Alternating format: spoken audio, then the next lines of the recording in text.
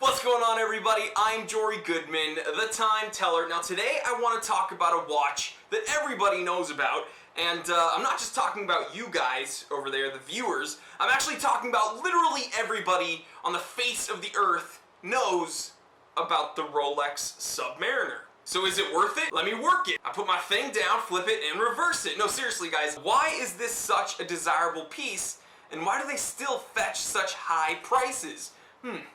Well, I guess that's something that we need to look at right now. So what I'm gonna do is kind of give you my thoughts on the situation. I'll bring you guys up close. We'll go over some of the history, some of the specs of this Submariner, and then who knows, maybe we can come to some conclusion as to why everybody loves these stupid watches. It is 4:13 p.m. Let's get down to business. So when you have a brand equity as ginormous as Rolex does, you're attracting a lot of different people, right? You're getting the watch enthusiasts who buy your products and praise you all the time. You're getting the watch enthusiasts that don't like you for some reason, but they still talk about you all the time, thus positively contributing to your brand equity. And then you're getting everyone else. You see, Rolex has very unique positioning where people that come into money, even if they're not really into watches, will go and buy a Rolex just because they want the best. Now that used to bother me until I realized that, listen, that doesn't take away from the Rolex quality, okay? That doesn't take away from the watches that I have. And Rolex doesn't really care at the end of the day because they're laughing all the way to the bank. Okay guys, so this is my Rolex Submariner 16800. Or 16800, tomatoes, however you want to say it. But this is circa 1983. Just look at that gorgeous oyster bracelet. Very comfortable as well. I'm going to go ahead and take it off my wrist so that I can show it to you in greater detail. Okay, so with this reference number, 16800, it's got the 40mm case, it's got the 30-35 automatic movement with the date windows you can see there. It's got the sapphire crystal, 300-meter water resistance rating, and 20mm lugs.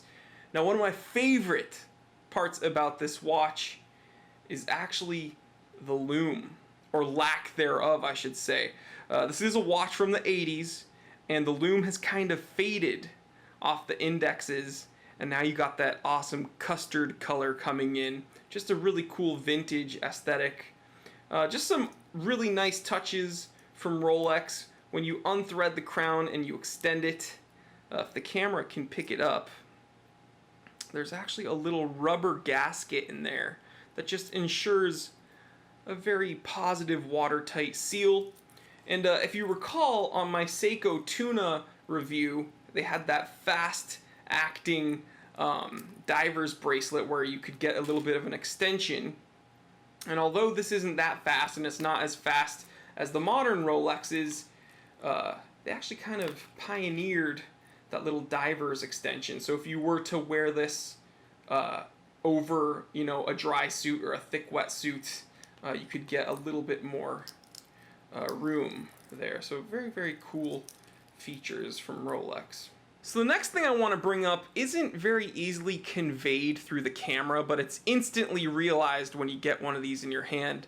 It's just the build quality, right? You just feel it. It's a very substantial piece of metal in your hand. I mean, the fitment, everything's very tight and proper. And even for a watch from the 80s, I mean, it's just a very robust piece of metal. And I know it's not very easily conveyed, but again, when you get one of these in your hands, you know that it's a piece of quality. I think another thing that adds to the appeal of these Rolex Submariners is just the downright versatility of these pieces. I mean, they look good with everything. You can be James Bond and wear them with a tuxedo, because the original James Bond in the stories wore a Rolex Submariner. He actually killed someone with a Submariner, as it is written. He put one over his knuckles, like a pair of brass knuckles, and he bashed someone's face in until he died. So yeah, just a very badass piece. But yeah, you can wear one with a tuxedo, or you can wear one with a pair of shorts, and it's not ever out of place. Just a very versatile design. So since we're now touching on the design of the Rolex Submariner and how versatile it is, I'm gonna go out and say it on camera. We've taken this design for granted, okay, because we've grown accustomed to it. And it's because Rolex has been so consistent when designing these. I mean, you look at the original design, the original Rolex Submariner, released in 1953. And sure, it was a smaller watch. The case was a bit more round. It didn't have these crown protectors. But when you look throughout the years, even to current day Submariners, they still stay fairly true to the original design, and that's charming. And another thing, to that point, I mean, the whole dive watch aesthetic that we know today of a stainless steel watch with a rotating bezel, that was not a thing in the 50s. Pretty much until Rolex came out with the Submariner. And so for that, we do need to thank them. Okay, when people think of dive watches, of sports watches, they think of this.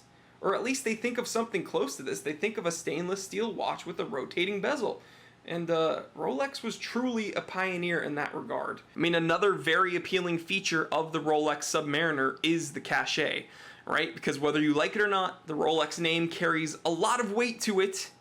And that is proven, again, by the homage pieces. It's proven by the huge counterfeit market and people clamoring to own a Rolex. So, yeah, I mean, regardless of how you feel about it, this does have some cachet that goes along with it, and that's appealing to some people. Okay, guys, so in conclusion, I am a huge fan of the Rolex Submariner. I do not think they are overrated, but hey, ultimately, that's up to you to decide whether or not they are worth it.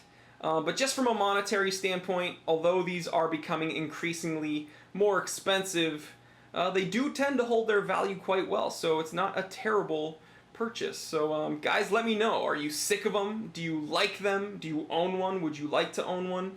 Leave me a comment and tell me how you feel. Alright guys, well thank you so much for tuning in. I hope you had fun learning about the Rolex Submariner. And guys, I just want to thank you.